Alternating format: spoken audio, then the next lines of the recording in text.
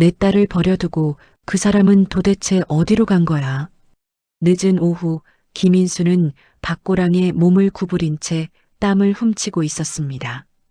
해가 기울며 들판이 붉게 물들자 그는 작업을 멈추고 허리를 폈습니다. 그때 주머니 속 휴대전화가 진동하며 울렸습니다. 경찰서인데요. 김인수 씨 맞으시죠? 따님 교통사고 소식입니다. 그는 순간 손에 쥔 괭이를 떨어뜨렸습니다. 병원 복도를 달려가는 그의 숨은 끊어질 듯 거칠었습니다.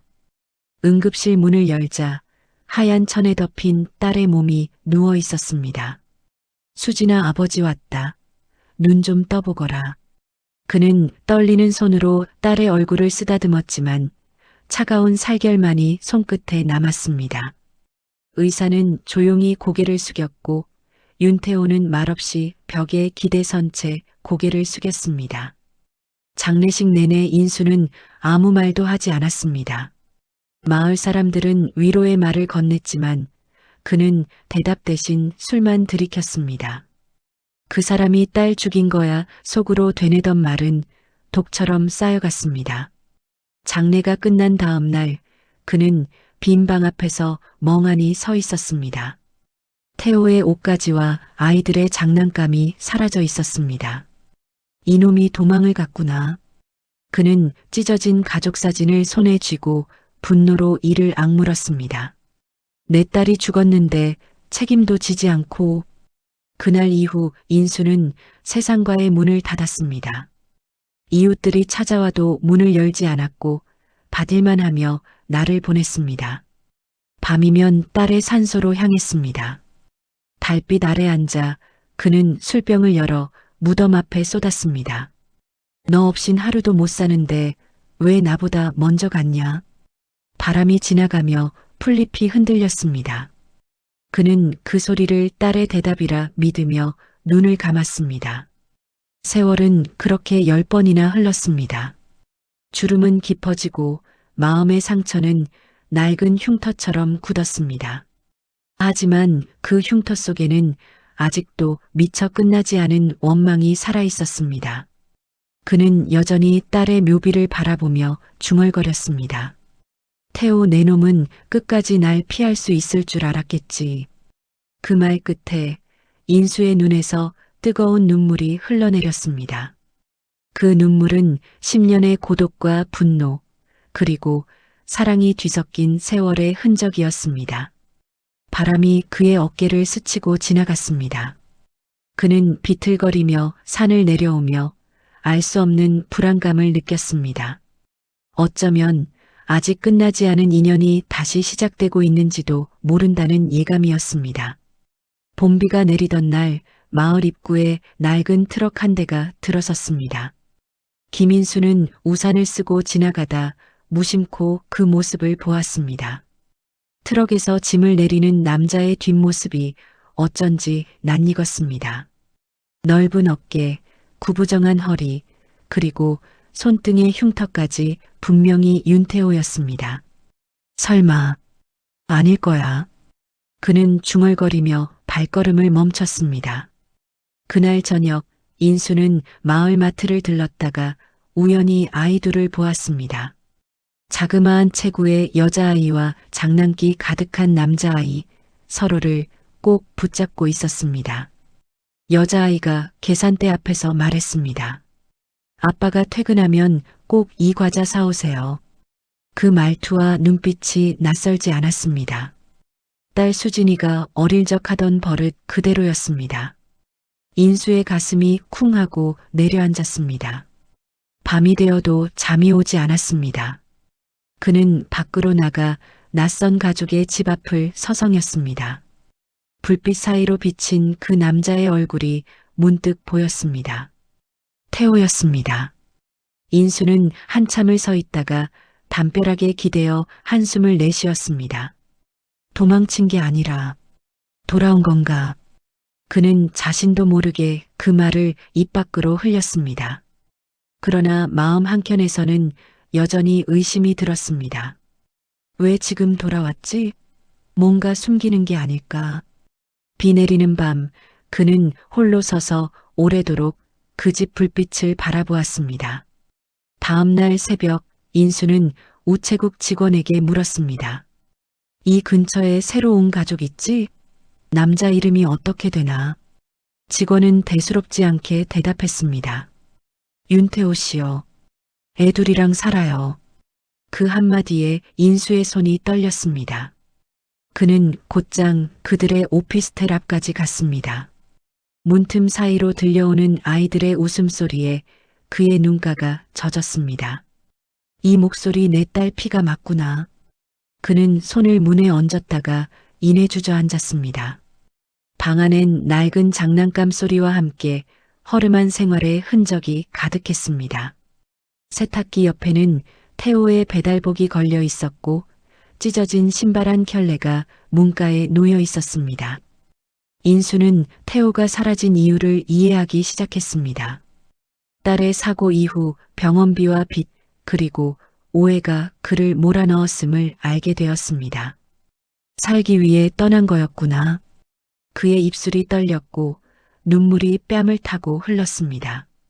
그는 오랜 시간 동안 벽에 기대어 앉아 있었습니다.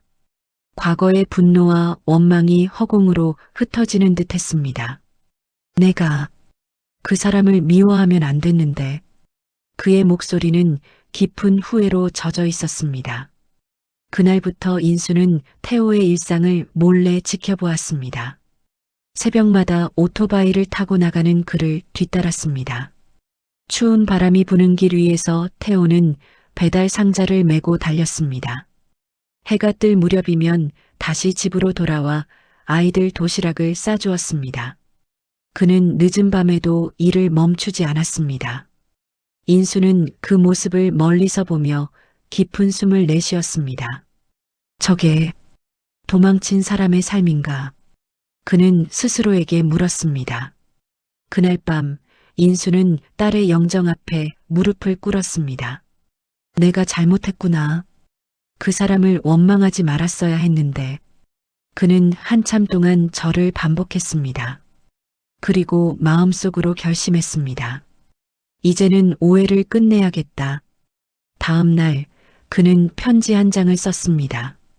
태호야, 우리 딸이 널 탓하지 않을 거다. 나도 그럴 자격이 없다. 그 편지를 품에 넣고 학교 앞에서 태호를 기다렸습니다. 태호가 아이들을 데려다주고 돌아서는 순간 두 사람의 눈이 마주쳤습니다. 태호의 표정이 굳었습니다. 긴 세월의 그림자가 두 사람 사이를 가로질렀습니다. 인수는 조심스레 다가갔습니다. 태호야, 잠깐만 보자. 태호는 놀란 눈빛으로 뒤돌았지만 도망치지 않았습니다. 인수는 딸의 사진을 꺼내 그에게 건넸습니다. 이 사진 아직도 내가 갖고 있더군. 태호는 고개를 숙이며 손으로 얼굴을 가렸습니다. 장인어른 전 죄인입니다. 죄인은 나였지. 그날 널 믿어줬어야 했는데. 두 사람은 그 자리에 멈춰 섰습니다. 바람이 불고 학교 종소리가 멀리서 들려왔습니다. 아이들이 웃으며 지나가는 사이 두 남자의 눈에서는 눈물이 흘렀습니다. 태호는 무릎을 꿇었습니다. 정말 죄송합니다. 인수는 그를 일으켜 세우지 않았습니다. 그저 고개를 끄덕이며 말했습니다. 됐네, 이제 됐어. 내 딸도 내 고생을 봤을 거야. 며칠 뒤 인수는 태호의 집을 찾았습니다. 식탁 위에는 김이 모락모락 나는 된장찌개가 놓여 있었습니다. 아이들은 낯선 노인을 보며 눈을 크게 떴습니다. 얘들아, 인사드려라. 할아버지시다. 태호의 목소리가 떨렸습니다. 인수는 어색한 미소를 지으며 자리에 앉았습니다. 그는 딸이 좋아하던 반찬을 꺼내 식탁에 올렸습니다. 이건 내 엄마가 좋아했단다. 지민은 조심스레 젓가락을 들어 한 입 먹었습니다. 맛있어요. 그 한마디에 인수의 눈가가 젖었습니다. 식사 내내 웃음은 없었지만 묘한 평화가 감돌았습니다. 태호는 조용히 숟가락을 내려놓으며 말했습니다. 이제야 제자리를 찾은 기분입니다. 인수는 고개를 끄덕였습니다. 그래, 가족은 결국 이렇게 다시 모이는 법이야. 며칠 후 인수는 태호에게 전화를 걸었습니다. 딸 산소에 같이 가자. 이번엔 내가 있어야 할 자리야. 태호는 잠시 침묵하다가 알겠습니다라며 대답했습니다. 그날 네 사람은 산길을 천천히 걸어 올랐습니다. 바람이 잎사귀를 흔들고 아이들의 웃음이 메아리 쳤습니다. 묘 앞에 도착하자 인수는 향을 피우고 무릎을 꿇었습니다. 수진아, 이제 됐다. 내 남편도 아이들도 잘 자라고 있다. 태호는 묵묵히 손을 모았습니다. 미안합니다. 끝까지 못 지켜줘서. 그의 목소리는 바람에 묻혀 떨렸습니다. 아이들은 조용히 엄마의 이름을 불렀습니다. 그 순간 네 사람의 눈물이 함께 흘러내렸습니다. 인수는 하늘을 향해 손을 들어 올렸습니다. 이제는 정말 놓아줄게. 몇 달이 흘렀습니다. 김인수의 집 마당에는 아이들의 웃음소리가 가득했습니다. 태호는 밭을 일구며 흙 묻은 손으로 얼굴을 훔쳤습니다.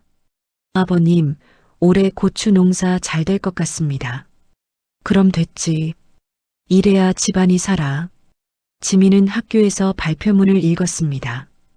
우리 할아버지는 울지만 따뜻한 분이에요. 손을 잡으면 마음이 편해져요. 그 글을 들은 인수는 눈시울을 붉혔습니다. 그의 눈에는 오랜 세월 잃었던 웃음이 다시 피어났습니다. 사진관에서 찍은 가족 사진이 액자에 걸렸습니다. 인수, 태호, 지민, 도윤. 그들의 얼굴에는 평온한 미소가 번졌습니다. 인수는 조용히 속삭였습니다. 이제 정말 가족이 돌아왔구나. 석양이 지는 마당 위로 바람이 스쳤습니다. 붉은 햇살 속에서 아이들의 웃음이 길게 퍼졌습니다. 그 웃음소리는 마치 세월을 거슬러 딸의 목소리처럼 따뜻했습니다. 그리고 화면은 천천히 멀어지며 한 가족의 평화를 담은 채 끝을 맺었습니다.